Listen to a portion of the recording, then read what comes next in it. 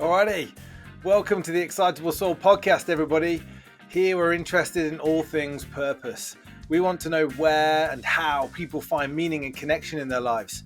In every episode, we will be hearing the real life stories of how people have uncovered, understood, and unleashed their own unique sense of purpose. Our hope is that we can all learn from the journeys of our guests so that we can all better find a sense of purpose in our own lives.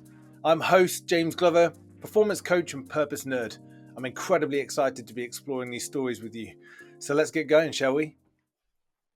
Alrighty, today we have Francis Briers with us. Francis brings over 25 years of experience in unlocking human potential, with the past 15 years devoted to leadership development. Francis is an executive coach and facilitator, and he has guided founders, global executives, and top leadership teams to discover deeper wisdom and embodied leadership practices that go beyond skills and knowledge. Specializing in the intersection of leadership, culture, and organizational change, Francis has helped leaders navigate complex transitions from agile transformations to building compassionate, high-performing cultures. Francis's work is informed by a diverse set of studies, including indigenous practices, martial arts, and advanced qualifications in executive coaching, appreciative inquiry, and spiritual counseling. A published author and international speaker, in today's episode we'll explore how Francis blends his background in performing arts with leadership development to cultivate authentic, purposeful growth that inspires impactful change for individuals and teams. A really wonderful conversation. Enjoy. Francis, welcome to the Excitable Soul podcast. I'm kind of geeking out already, and we haven't even really got into the conversation. We've just sort of had 5-10 minutes to chat before we've even kind of pressed go on the recording. I think this is going to be a real treat for our listeners. I think the fact that you bring a really strong kind of philosophical and deep experiential understanding of purpose, as well as somebody who kind of lives it in themselves. I think this mix is going to be quite heady, and who knows what kind of may be unpicked as we go through the process. But it'd be really cool to kind of start in that place, actually, Francis, around almost your journey with purpose, your journey around understanding purpose, your journey of using purpose before we kind of explore the internal, personal element of it, if that's all right. Yeah. So, it's been a journey for me, and that sounds cliche perhaps, but it genuinely has been a thing that I think I had a kind of instinctive sense as a child of wanting a sense of purpose. I wouldn't have been able to articulate that. I think even in my teens, I don't think I really had a sense of that necessarily, not in a way that I would have articulated that way, but I think I grew up with a strong sense of being my parents both had a strong sense of purpose. I think my mum in particular. Yeah. And then I, through my late teens, 20s, heading into my early 30s, I was in a lot of kind of personal development, spiritual development kind of work and exploring a lot, So I think there was a way I was looking for my own sense of purpose and trying to understand that and sense of meaning as much as anything, sense of spirit and sense of meaning in the world. And then then there's a kind of journey into purpose being more explicitly part of my work and part of the narrative, and then frankly becoming fairly cynical about that as purpose became more present in the zeitgeist, particularly in terms of the kind of cultural narrative of organizations. Now, I work mostly in organizations now, or a lot of the time in leadership development, sometimes around kind of culture and change, but most of the time with the leaders and a lot of the time in leadership development. And I'm making my peace. I'm kind of coming back around and making my peace with purpose in that space. But that in itself has been a bit of a journey that these last, I'd say, 5 or so years, because I felt like I was seeing such a preponderance of purpose washing in organizations. And at first I started to have a kind of instinctive discomfort around the way purpose seemed to have become commoditized and built into, particularly in startups and things like that, the kind of classic culture deck. And, the vast raft of books on purpose and how purpose would make your organization be the most successful organization, all those kind of things. None of that inherently bad. There's lots of organisations I really want to be effective, and so great. Yeah. And for it to feel purposeful for people, I think has the potential to be good for well-being too, and all sorts of great things. But there was something about the commoditization of it and the kind of almost industrialization of purpose that I felt really uncomfortable about, that had been foreshadowed by the same thing happened with values. Values went from being this kind of actually pretty groundbreaking way of thinking about what it means to be part of an organization. When they were first introduced as a language, it was really new, and it was really different to the idea of talking about values, a bit like purpose, almost felt kind of too personal, and a lot of corporate spaces were edgy about it. But then it became a thing, and then it became a normal thing, and just very much part of the really part of the woodwork in many places. And I'd long been trying to tease out what the problem was with that and how you might go about fixing it. The way I came to talk about it was as what I referred to as cultural taxidermy. So, that actually the values of an organisation, the lived values, should be a vibrant, living, breathing thing. And in that, they are not entirely fixed.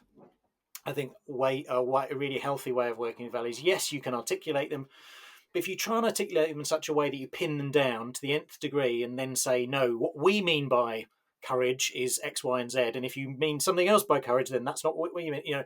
That whole kind of controlling dialogue. I get where it comes from, because there's a kind of an anxiety or a desire to be clear and have clarity, especially if you start to kind of measure people against them things, and clarity is important.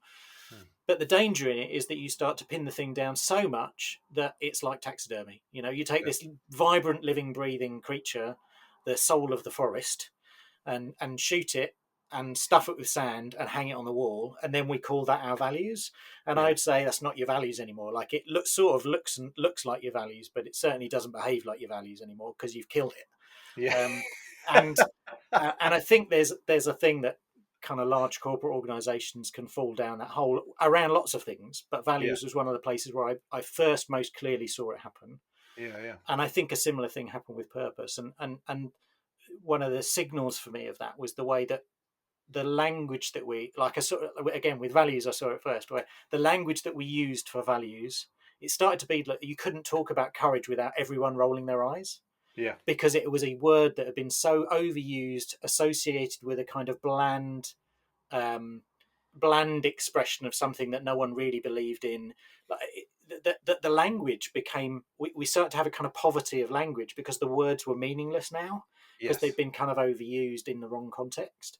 And then purpose, I felt like I started to see a similar thing happen with purpose, that the way people talked about purpose felt like it had become industrialized, and that even the language around it started to have a kind of poverty of real meaning.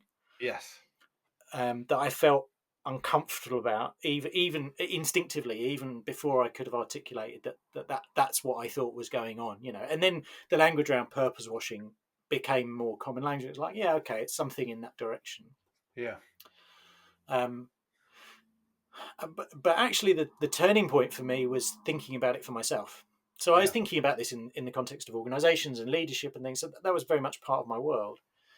But the real turning point in it for me was I had a conversation with someone I was working with, where they were talking about kind of purpose, and how, if you're really clear about your purpose, then it doesn't matter how hard the work is, because you've got energy for it, because purpose helps give you that. Which on one level I get. I was already suspicious of that narrative, because I'd heard it in the context of so many, particularly those kind of startups or organizations that wanted to look like startups. And it just felt like a really great excuse to squeeze people harder for more stuff. The cost being burnout. Yeah. We're on purpose, but we're all completely cooked. Or some idea that to me felt obviously broken, that that burnout won't happen if we're purpose driven enough. And I hadn't worked with a lot of charities, but I'd worked with enough charities to see that absolutely wasn't true. Because if you look at the charities sector, that's, I don't know if it still is, because I don't work with lots now, but certainly I've seen that to be true. People doing amazing work that they really believe in, with their whole heart and soul, and they really want to be there and doing that thing. It's the most important thing to them in their lives, and they are absolutely fried and only getting worse by the day. Yes. Like, so that for me, that was, even if it wasn't obvious kind of intellectually, experientially I'd seen it. It doesn't matter how purposeful the thing is, people will eventually just crash. Yes. It is not sustainable. And I remember having a conversation around purpose with someone who was talking to me about, you know, our work together and the work together in the context that we were kind of operating in, and I had this kind of moment, like I sometimes do in a conversation, you know, a kind of moment of clarity that I wouldn't have found if I was trying to get clear, but just in talking to someone, it kind of fell out of my mouth. Yeah. I remember telling them to say, but I feel like I've been purpose driven since my 20s. It's not a new thing for me. And I don't feel like purpose is, and the only thing I feel like purpose has given me is it's just made me tired. I don't feel like I just feel more tired because I drive myself so hard. um, and you know, I've had conversations elsewhere where people say, well, if it's having that effect, then it's not really purpose, and that purpose should be able to be big enough to include balance and family and all of those other things, which I get on the face of it. But when we try and do anything like pinning purpose down, it ceases to be that big and that nuanced. Yeah. It's that big and that nuanced when it's still a kind of feeling. Yes. But if you try and focus it and say, my purpose is this, which is sometimes a useful thing to do, you know, just like with values, it can turn into taxidermy. But if we stay on the right side of it, then the articulation helps us be clearer day to day and more intentional. But as soon as you do that, it's no longer capable of encompassing the all and the everything that includes me and my family and my the 100 different roles that I play on a day-to-day basis. Yeah. And I remember. Sorry, Francis, no, go ahead. I don't mean to cut across you. There's just there's about 20 things that have come out of, like you may have noticed, I've been madly scribbling as you've been going. So I'm like, oh my god, let's talk about that. Oh my god, let's talk about that. Oh my god, let's talk about that. But just for a second to kind of hold on to this, because like your language is so beautiful. This kind of poverty of meaning and the industrialization of purpose, and like let's come back to those concepts in a minute. But like the language I've been drawn to is this idea of a sense of purpose, because the word sense of is that you have an understanding and a connection to it, but it's not so clear. It's not so clear and defined as you have kind of nailed it to the wall, and that's predominantly because it has to be felt.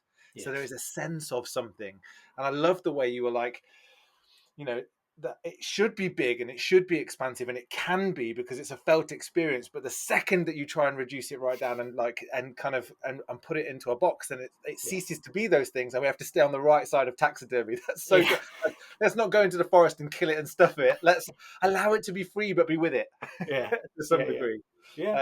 Which I think is a really wonderful way of getting people to just yet again understand the type of data and information that we're trying to pay attention to. Like the more that we over intellectualize and don't allow that meeting of intellectual clarity and emotional conviction and allow those two things to kind of coalesce in the right way, the more we fall onto the wrong. We're getting into the zoo environment rather than the wildlife environment, and then into a taxidermy and a museum experience of, oh look, this is what it used to look like. Yeah, and that was just a really lovely, I guess, moment. I'm sorry I cut across your flow. No, not at all. No, I love that, and that's a beautiful articulation. As you were describing, and I love the extension of the metaphor. You know, the kind of zoo environment rather than wild environment, and then the museum environment. I then start to have a kind of mental image of kind of staring into the glass eyes of a dead thing and kind of going, "Oh, this is what purpose used to look like." Yeah. But in some organisations like that is and I guess this is what you're describing in terms of the kind of the apathy that was created. I geared myself up for a fight. Like I'm not a combative guy, but I geared myself up for a fight a few months ago when I was invited to a kind of a webinar about the post-purpose age, and I was like, no, like what is this? And then so I'm like, I've got to get on there because I've just got to figure out what this is about.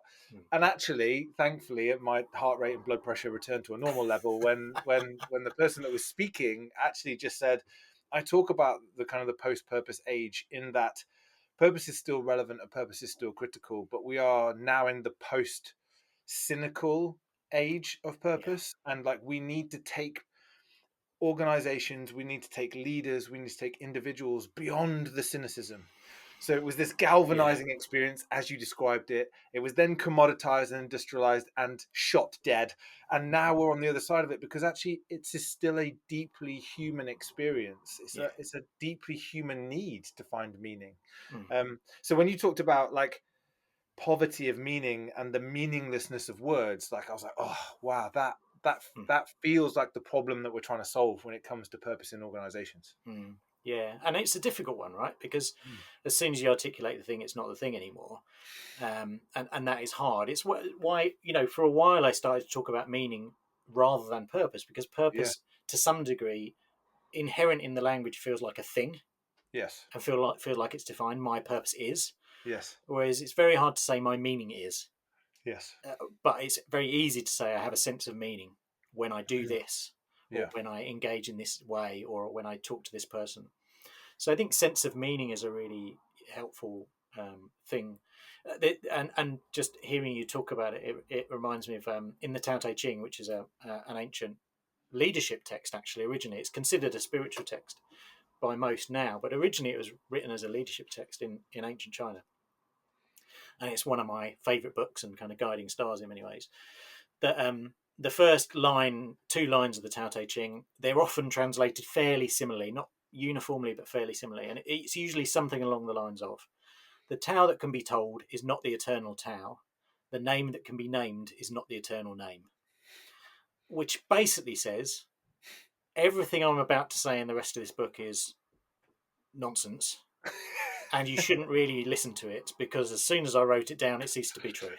Yeah. Now, any book that starts that way, I trust a little more, because if I'm you, undermining my own credibility. yeah, Brilliant. I'm in. Let's go. yeah, exactly, yeah, I'm acknowledging the flaw in my own position. Great. Okay, Yeah. now we can have a conversation.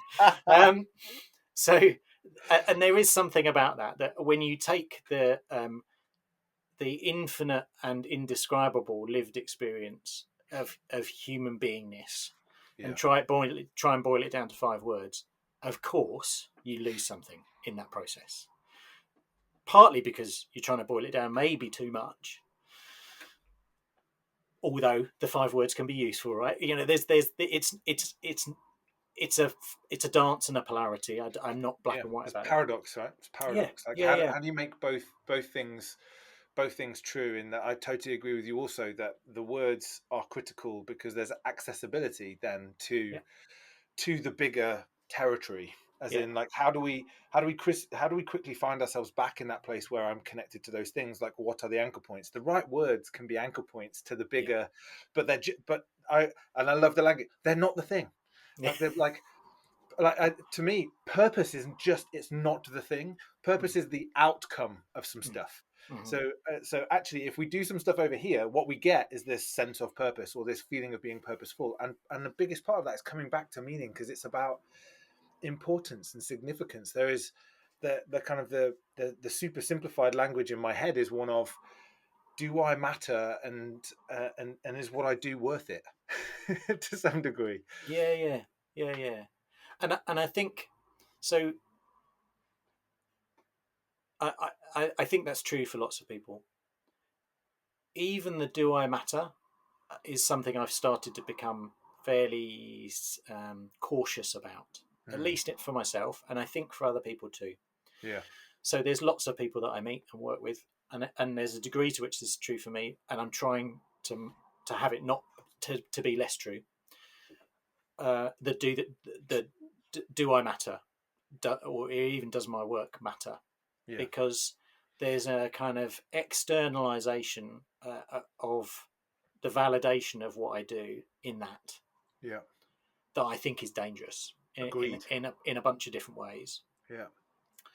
Um, which is again one of the reasons why I started to kind of move further towards meaning in some ways, talking about meaning, um, and that kind of need for external validation of do I matter, is, I think, is dangerous in a couple of ways. One, it can lead people towards the territory of the ends justifies the means. Yeah. Because if it's important enough, then I'll do anything to achieve it. Which again I see in all sorts of organisational environments. Kind of destructive behaviour justified because the greater purpose is sufficiently important. Yeah. And there's a whole other conversation there about if you achieve the thing while undermining the integrity of the thing, is the thing, does the achievement of the thing matter in the same way, or have you kind of poisoned the well? Yes.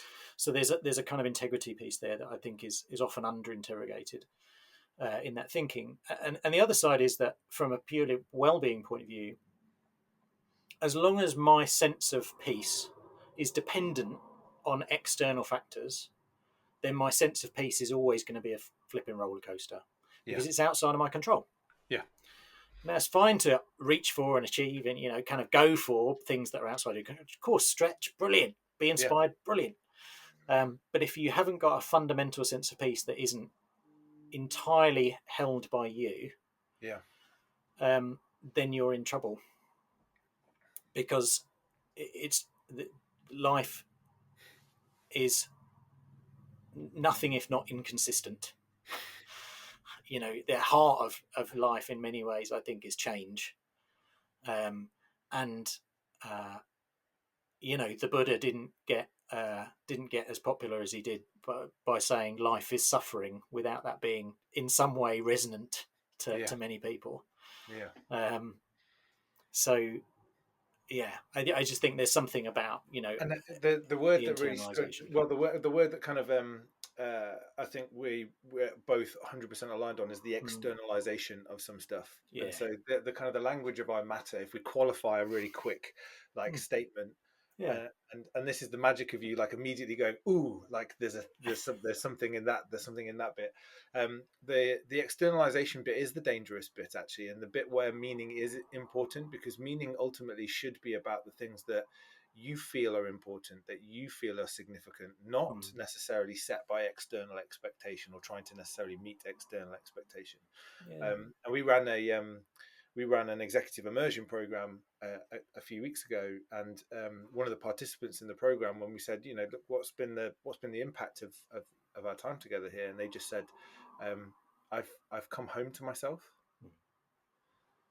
And what was really wonderful is following up with them a few weeks later. They'd been in some very, very challenging situations from a leadership perspective within their organization, and they just said, I cannot believe how calm I have been in these situations because I've come home to myself.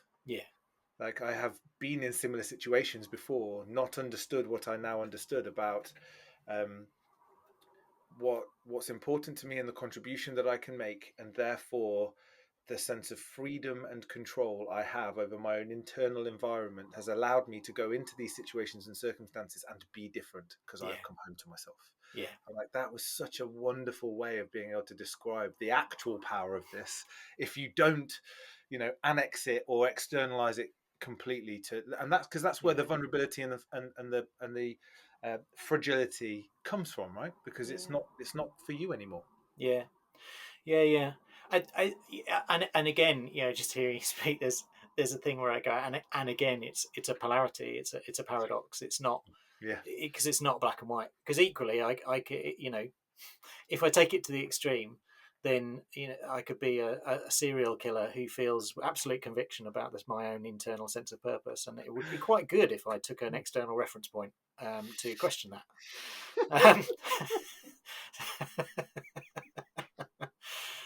If you're listening, James just took a drink of water while I said that. If you're watching, trying not to drown. I've almost ruined my expensive microphone by spraying it with water from the serial killer reference. But I guess, but this is the thing, right? Paradox, tension, right? Being able to hold the tension between things. And I think this is for me where the the meaning is important, right? We've touched on meaning, and this is where our conversation is going to last for about 3 weeks. But but, the, but there's also something in the second part of purpose for me, and I'd love your perspective on it, which is the contribution element, which is the what do you do with the things that are meaningful so that the outcome feels purposeful, and that has to be about the consequence beyond self-interest. So to your point, like, all right, you can be a serial killer, and it's really meaningful to me, and it comes from the inside, and I'm taking it into the world. But you're killing people. The consequence of that, not so much. The contribution that you're making, not so much. So that there's something there that creates the scaffolding where purpose can be an enabler to hold paradox and to hold tension. And we talk about paradox a lot. So I work at a consultancy called Corn Ferry.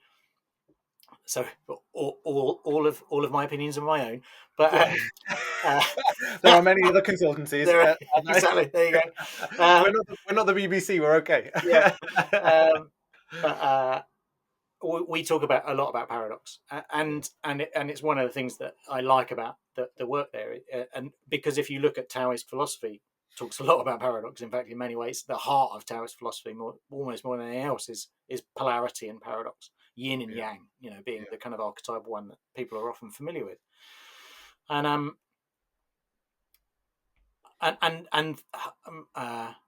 outside in and inside out. That's why I just wanted to kind of bring into our language, because in a way that's what we're talking about, right? Is that for purpose to kind of work, it's got to be inside out. Yes, it's also got to be outside in. Otherwise, we risk the kind of postmodern, completely self-referential, kind of lost, disappearing up your own backside kind of version, which is actually not so good either. So it's how we make common cause between personal integrity and a sense of care for the commons. Like, how do we do both those things and manage the tension between them, I think is really important. And again, often gets lost when you look at the narrative around purpose in some of the kind of what's been coming out as Stoicism, but the kind of modern, like the contemporary version of Stoicism that's kind of propagated through YouTube, sometimes brilliantly, sometimes it has come to be associated with toxic masculinity as well. And a lot of where that falls over its own feet, I think, is where purpose becomes entirely individualistic. It's the kind of rugged individualism that's kind of classic in kind of many versions of American culture, and not everywhere and not all of it, but that kind of rugged individualism, I think, has a real flaw at its heart, and it is that it's too inside out and not enough outside in. In terms of that sense of care for the commons that is often seen as more socialist or even communist, so there's kind of this fascinating dance between philosophy, personal sense of integrity, and political movements that means we can end up with this kind of personal and cultural narrative that can make it really hard to stay in the nuance. And yet that tension of a paradox or a polarity, that's exactly what it demands of us, is to stay in the space of nuance. And I think that's also what people find hard. Whether that's individuals or in organizations, it's hard to stay in the nuance. Ultimately, in my experience, that's really where the juice is.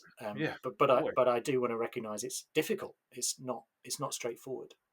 And can I just bring you back to something you said earlier on, which also feels kind of staying in the nuance and where the juice is. It's definitely where the juice is for me. When you were talking about your kind of journey and experience around purpose and your kind of sense making around it, and you talked about searching for something around spirit and searching for something around soulfulness, and you talked about the kind of the infinite, indescribable nature of human experience. Because for me, there is something, the kind of the simpleness of Aristotle, and we are greater than the sum of our parts. That when you stitch people together, just from an organs and bones and mechanics perspective, actually the sum of all of that is this wondrous creature that has almost infinite possibility in the way it can see and perceive the world and the things that it can do. And then when you get one of those and you put it with another one of those and then connect it with a whole bunch of other ones of those, like the sum of the parts there is kind of greater than the kind of the pieces too. And how you help people feel and stay in the value of that, That the intangible is actually valuable. Mm. That So, feels like hard work too. oh yeah, for sure. And I think, especially in the modern world, that is not just hard work, but it's your work. You're kind of swimming upstream. Yeah. So we have a kind of cultural momentum. I mean, there's other forces at play now that would go against this, but not necessarily helpfully. So there is a cultural momentum, in my perception, in the kind of, I speak for the kind of modern Western world, America, UK, and Europe. I can't speak for the whole of the world. Like, I know there are vast variances in perspective around the globe, but in my kind of lived experience, it feels like there's a strong cultural momentum towards a kind of elevation of the rationalist, materialist, broadly scientific. Although I think I've met plenty of scientists who can be much more nuanced than the dominant rationalist kind of materialist worldview. Yeah. But it's often kind of validated by a sense of, well, science says, kind of thing, even when it often doesn't. It's a bit like the many things that Einstein apparently said, if you listen to quotes on the internet. Uh, but this kind of rationalist materialist worldview, it has denigrated and devalued subjective experience for decades. So helping people to find their way back towards a valuable subjective experience is harder culturally, because you have to kind of do some work to help people understand why it's useful.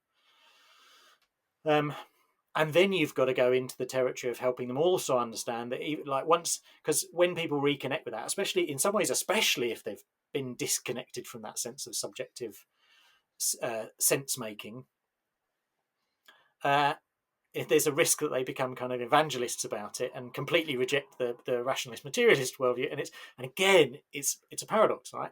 Just because it feels true to you doesn't mean it's true in the objective sense of the world.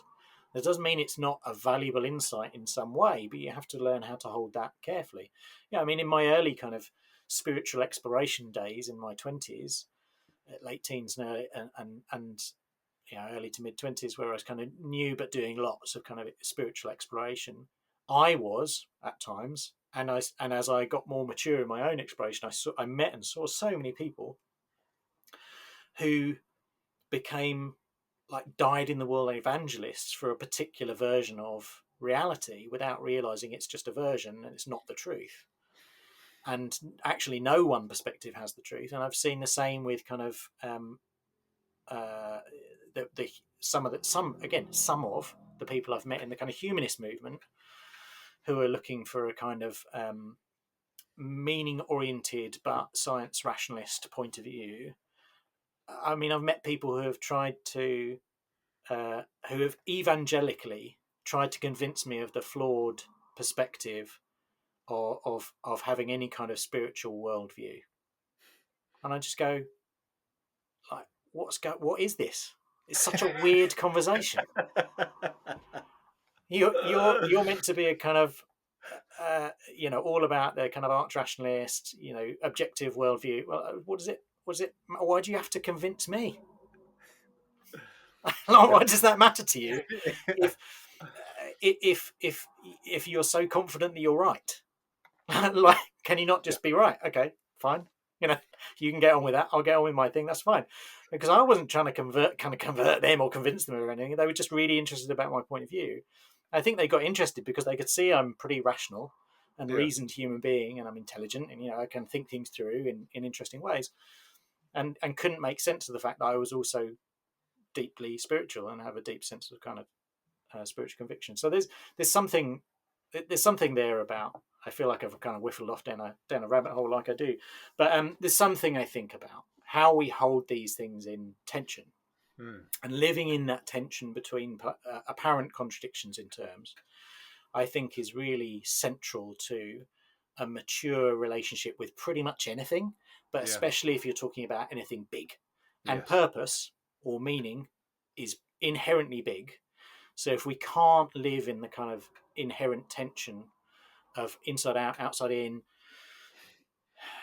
not not performing, kind of purpose taxidermy. Like all of this is in the space of a nuanced worldview and an embrace of less binary view perspectives about what's right and good and useful and things like that.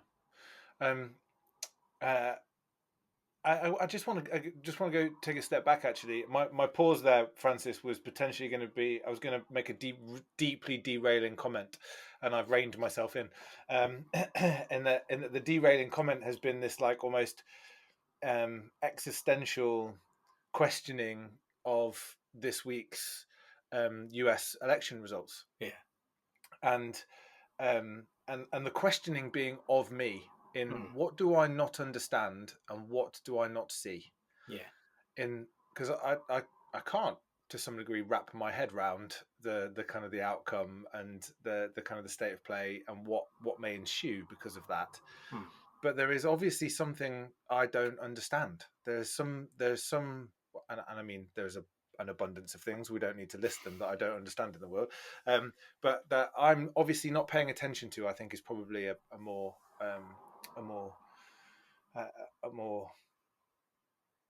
clear kind of observation, in that, when you're talking about being able to hold the tension, being able to stay in the nuance, being able to see more, there is something just in that context where I am having to challenge myself to go, there is more to see here. You're not seeing the full picture. You're not seeing and understanding the experiences of people that are making these choices and why they're making choices. All you're seeing is the outcome of the choices that they're making, and making a whole bunch of assumptions about what that says.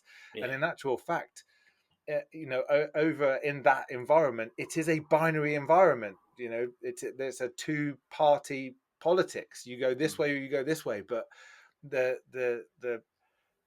interesting, the curious part of me is going, yeah, well, it might be two-party politics, but it's not two-party experience. Yes. It's not binary experience. And there is so much color. There is so much gray. There is so much variation. There is so much in the lived experience of the people in that country that is not being seen by just this or this. Yeah. That it's showing up in the choices that people are making. Anyway, I'm definitely not trying to derail us, but it was just it really struck me. That's kind of been an internal wrestle for me this week. Yeah, absolutely, and I feel lots of that myself, and I can empathise with that. I think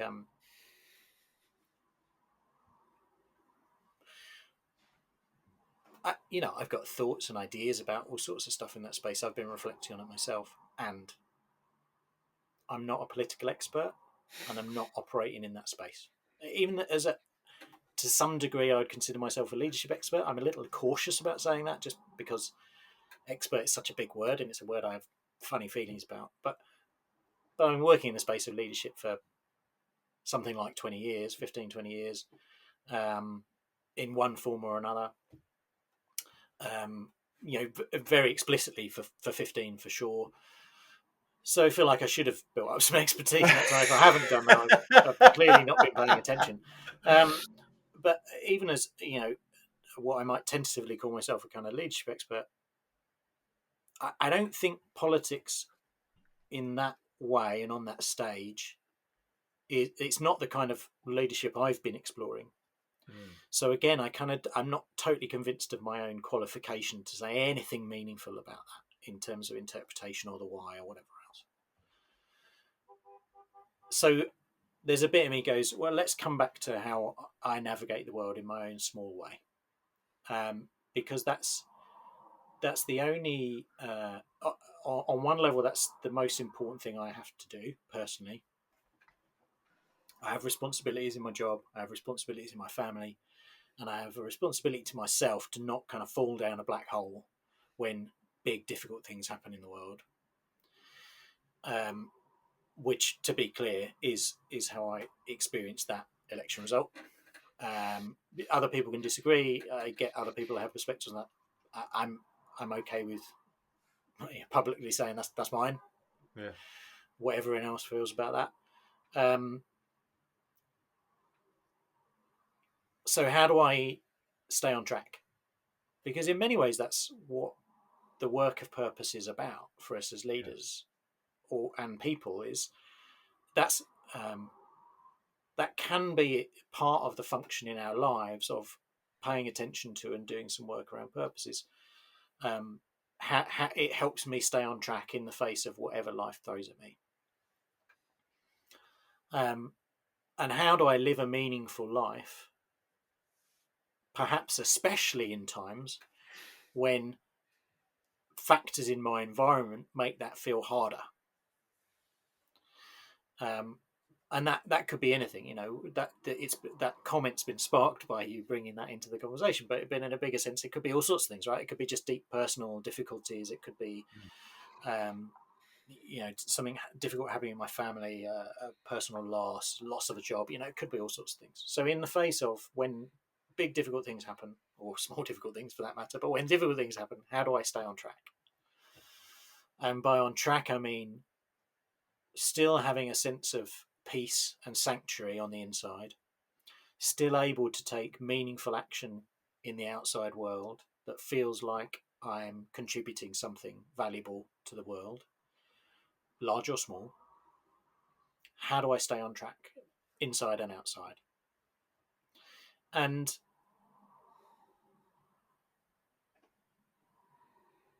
you know, the Tao Te Ching again has kind of lessons for me about that, in terms of that core in the philosophy of that is not fighting, which is interesting when it's a philosophy so associated with many martial arts as well, including Tai Chi, which is one of the things I've studied for a lot of years. And some people are going to go out into the world and campaign and try and have political impact in big ways. Sometimes, you know, I really struggle with a sense of purpose at times, because there's a bit of me goes, why don't I just get a job in, like, I don't know if I'm necessarily the best organizational, like, functional manager in the world, you know, leading, managing teams, but I can do it. Why don't I just go and work at a charity, like get a mid management job? I doubt I'd be a CEO of a charity. I'm not sure I've got that kind of perspective, or I'm not sure my typology lends itself to that, but I'm good at managing people, good enough anyway. Yeah, maybe that would be a more purposeful thing to do, like just go and manage a team in a charity where I think the charity's doing good work. So I think that there's this dance between what the world needs, what I have to offer, what I can actually get paid for, how I keep food on the table for my family. Like there's these dance of these different factors where I'm constantly trying to work out what's the most meaningful thing I can do with the hours in my days. And I think part of that has to be determined by what my gifts are, what I have to offer, what I'm really good at. And there are things I'm really good at, for better and worse, that mean that I think I can have more positive impact by doing some things than others. Yeah. And that's part of my constant inner dialogue about purpose and meaning and how I make a meaningful contribution in the world. And in the face of big things like an election result like that or whatever else, it could be easy for me to go, God, I've got to get involved in political campaigning, and I need to do this and I need to do that, and I need to go out and be in dialogue with people out in the world to understand why are people so dissatisfied and why is that leading to these choices that I think are not great choices. And very quickly I could end up with 5 different jobs, none of them paid, all of them feeling like the most important thing I need to do in the world, out of a sort of anxious sense of, oh shit, what just happened? Yeah. And what, you know, and I'm not saying I don't want to do any of that, or I'm just going to go, oh, well, that's happened, and kind of get on with my life as if it, and just hope it doesn't hurt me or whatever. It's not about living in kind of willful ignorance either. But there is something about keeping an even keel, because if I don't keep an even keel, then my choices are more likely to be flawed. Making choices from a kind of anxious, fearful, knee-jerk place is rarely creates good choices. That's my experience. That's what the research around cognition tells us. Like, there's all sorts of things that make an argument for not doing that. Yeah. So if I can use a clearer sense of purpose and meaning to help me keep an even keel, then it becomes mutually reinforcing in a really useful way, because I go, well, okay, this helps me keep an even keel. From that place of an even keel, I keep making better choices. From making better choices, I feel happier in myself because I'm doing stuff that feels good to me, partly because I'm using my skills and talents, and I'm making an impact in the world that feels in integrity to me.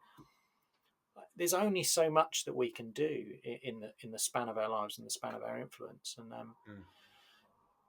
so there's something there for me about And purpose. there are almost two elements that I'm kind of hearing here. One, we've started to use this language of choice, right? So choice and Yep.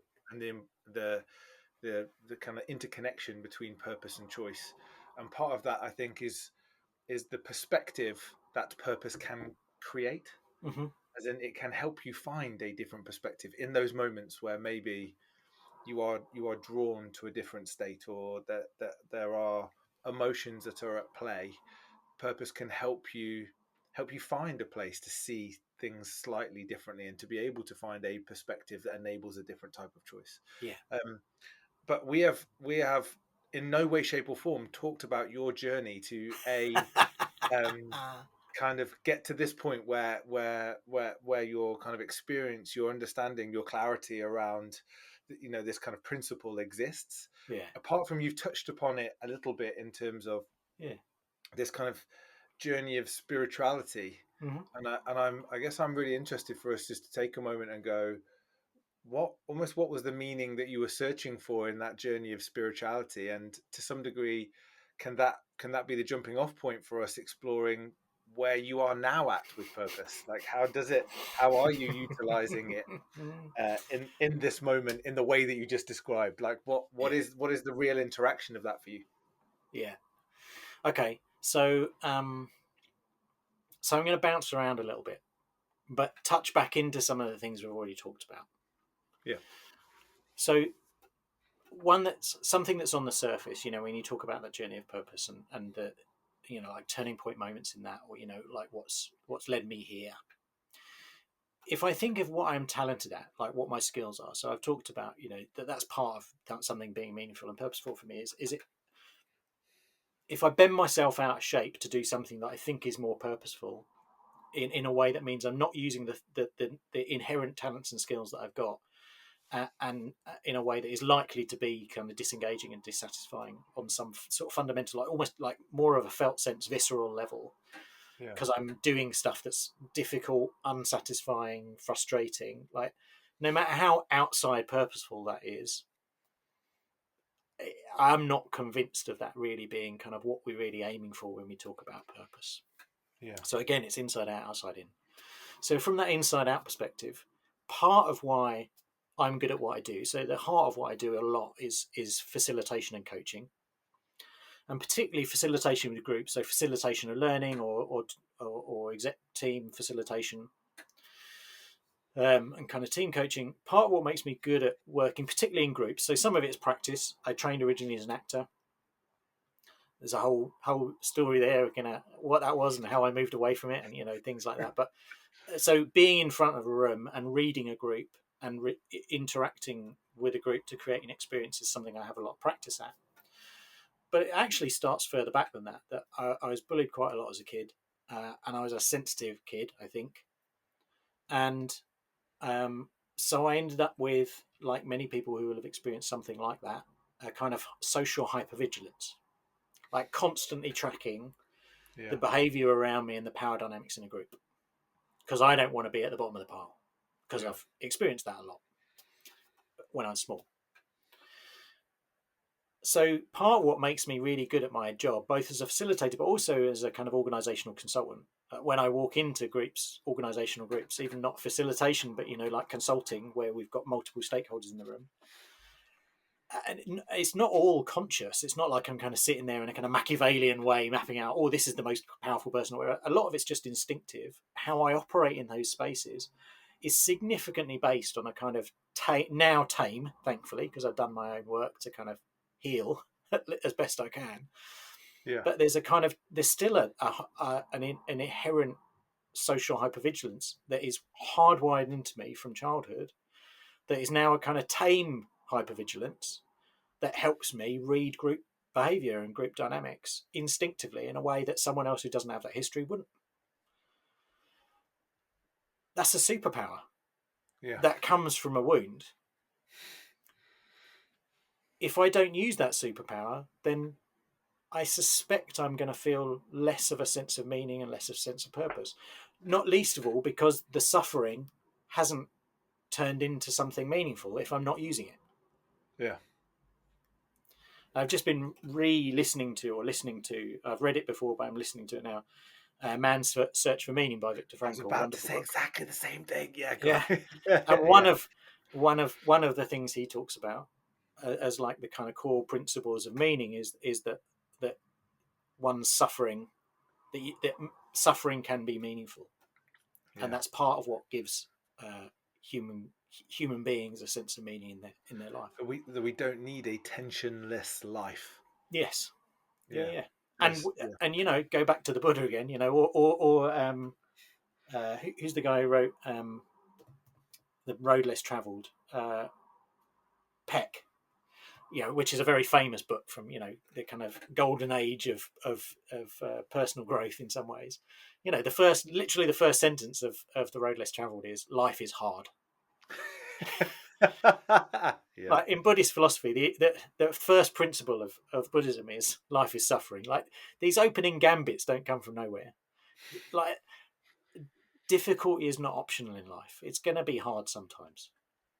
So how do we face into that difficulty with grace? I think part of it is that we take the difficult moments, not necessarily at the time. You can't always do it at the time. Sometimes you just got to survive it.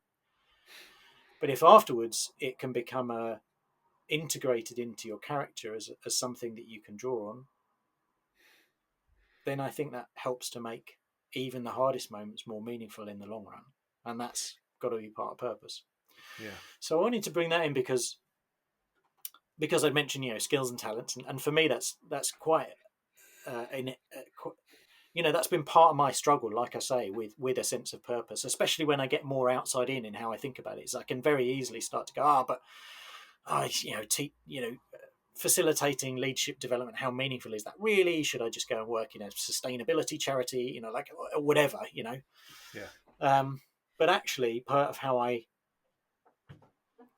keep grounding myself in a sense of purpose, it does come out of that understanding also of what are my skills, what have I got to give the world.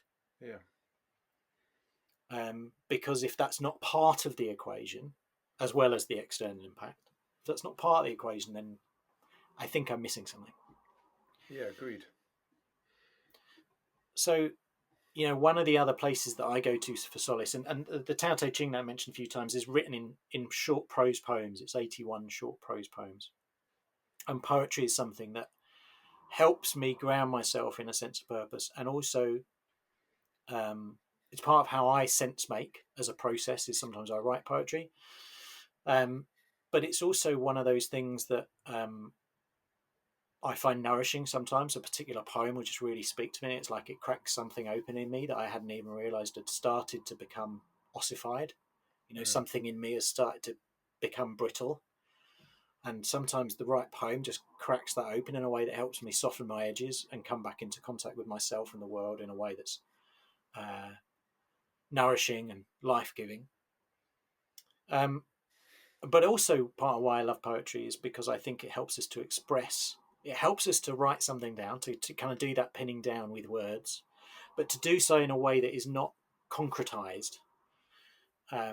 To do so in a way that still has interpretation and fluidity inherent within it. I actually wrote a poem about that. So I share that poem, and then there's a couple of other poems by someone else that I wanted to share that connect to my story of purpose. So this one is by me. It's called Navigating by Poetry. Poetry can enable the navigation of nuance, the mapping of emotion. In poetry, we can describe the indescribable, speak the unspeakable. Through poetry, we evoke a way of being and reveal a way of seeing. If you want to know, read history. if you want to understand, read poetry. So that I wrote as a kind of I was trying to express what poetry does, what it can do for us in terms of expressing that unexpressible, but in a way that points to something meaningfully that others might go, oh, I get it, Yeah. but it doesn't perform the taxonomy, right? It doesn't kind of pin it down from every angle and Yeah, kill it. that's exactly where my brain was going. Is, you're in the forest, and you're seeing and experiencing the soul. You are not trying to kill the thing and stuff it so it can live on your mantelpiece and be next to it. Yeah. And what I was experiencing, not in only the way in which you positioned the poem, but as you were reading the poem, is I was experiencing space and kind of expansiveness and um, like freedom, freedom of expression. And like um, those are exactly the kind of the meaningful type experiences that just come from within. And so I love the way in which you wrestled with the taxidermy by writing a poem. Yeah. So I'm writing it down, but what I'm writing is to try and express the expansiveness and the space of the forest experience. Yeah. Yeah. And when I shared that moment before, where I was talking to someone about purpose, and they were talking about what, how purpose could power your activity and things in a way that they weren't wrong, to be clear. Yeah. There is a way that when your work feels really driven by purpose, we often can find energy reserves that we didn't know were possible. Like, that's true, and that is part of the benefit of articulating purpose as a leader for yourself and with others. But when I was in a moment where I think I was burnt out, or certainly in that territory of burnout, and questioning kind of how helpful kind of the narrative around purpose was culturally, I came across this poem. I'd read it before, but it meant something different to me in that moment. It's by a guy called Jim Dodge, whose writing I really like. He wrote a great novel called Stone Junction that is really magical and sparked my imagination. But he also wrote this book of poetry called Rain on the River. And I came across this poem at that time, and it just kind of broke my heart in a way that felt like it helped somehow. It's called Job Application. I want to lie on an open hillside and feel everything. Quicken in the light. I don't want to think, judge, decide. It's been a tough winter. Vicky's father died in November. A month later, I found my brother dead in his Klamath cabin. Then a month of rain, flooding, slides. Down in the frost-seared garden, ravens perched on the scarecrow. I want to flop down on a grassy hillside and let it all rise on the heat. Give myself utterly to the flourishing, bury my face in the massed poppies, turn my face to the sky. If I must work, may the task match my flagging power and meet my true ambition. To feel the roots dig deeper while I imagine new colours for a flower.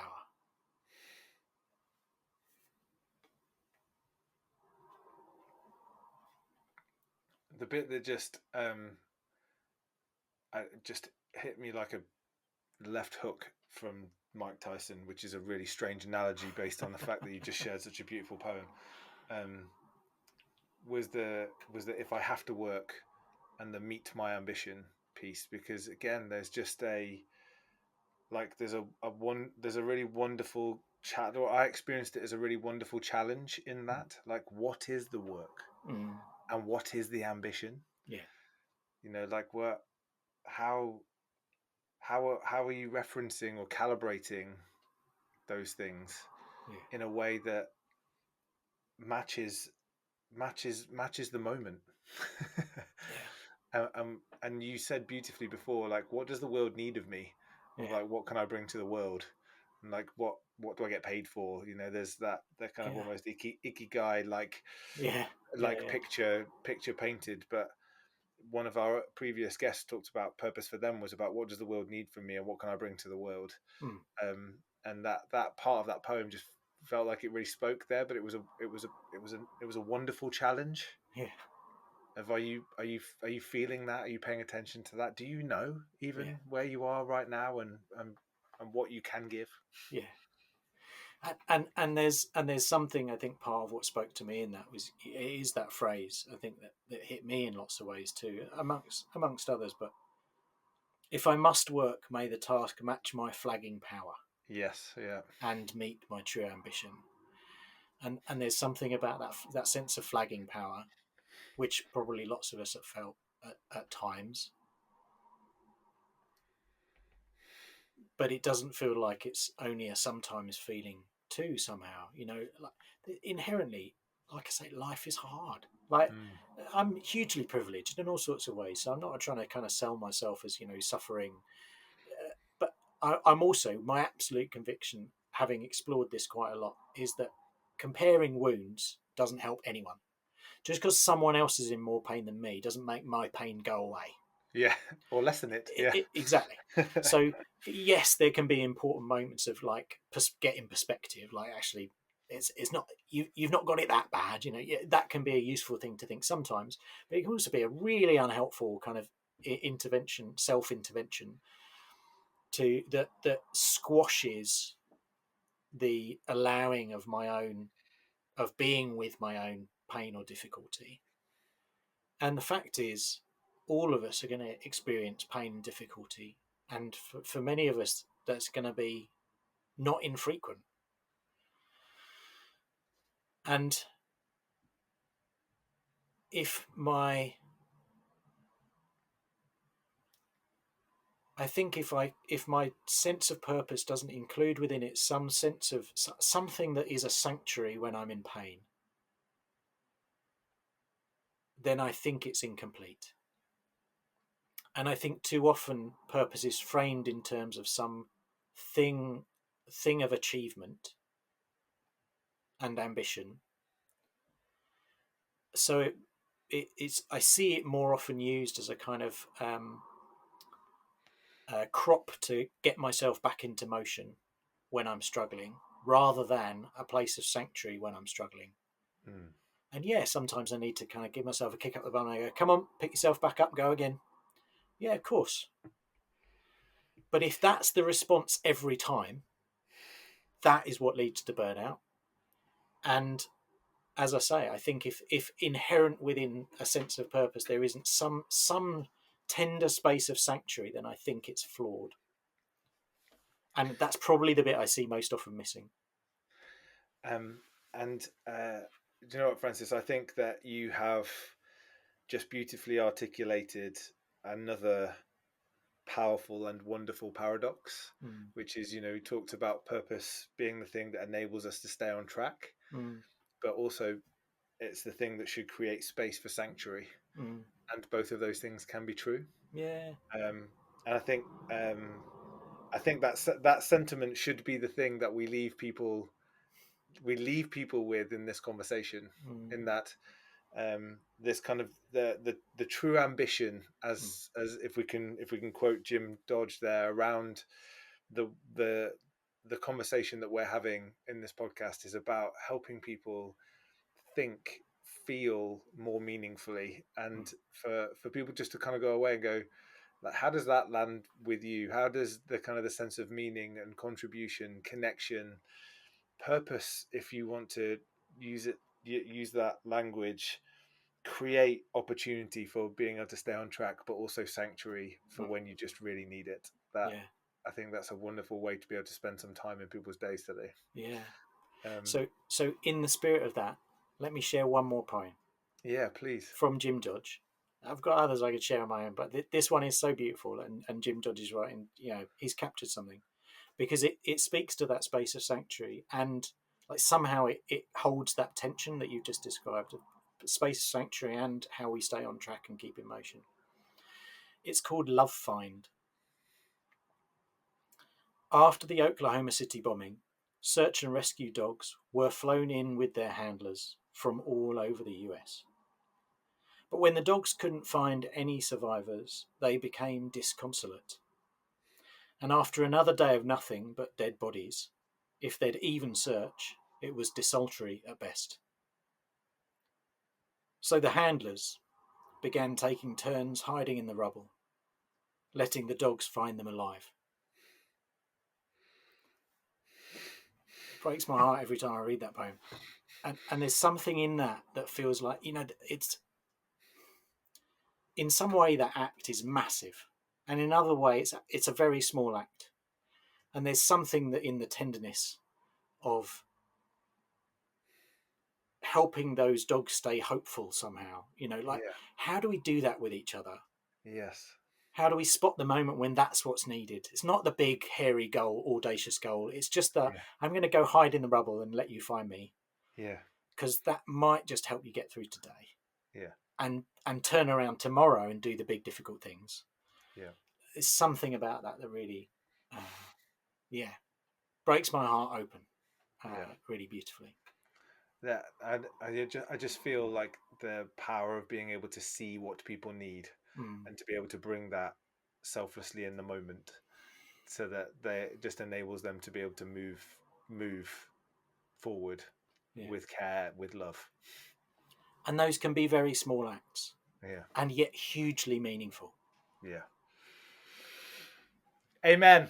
Francis, thank you. Like, the journey that we've just been on in this conversation, from the industrialization of purpose to the heartfelt poetry of staying on track and creating sanctuary and everything in between. Thank you so much for coming on and just sharing your wisdom and experience so openly, so wonderfully. Thank you. Yeah, no, real pleasure. Thanks for the conversation. It's been lovely, James.